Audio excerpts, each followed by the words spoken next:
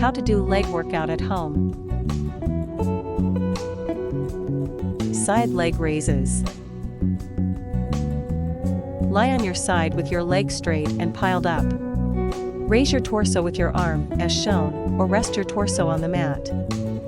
Raise your upper leg toward the ceiling with a slow and controlled movement.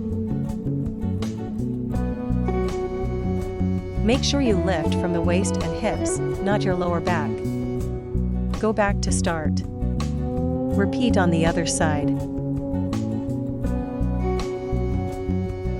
Alternating forward to reverse lunge. Stand with feet apart at hip width and participate. Move forward with your right foot and bend both knees to 90 degrees to stabilize the joint. Push your right foot to return to the starting position. Repeat on the other side, and continue alternating sides.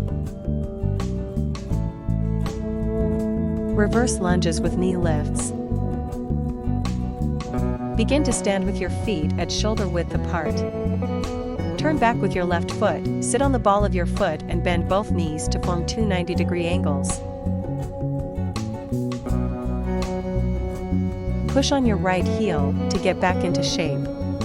As you get up, throw your left knee to your chest. Repeat on the other side.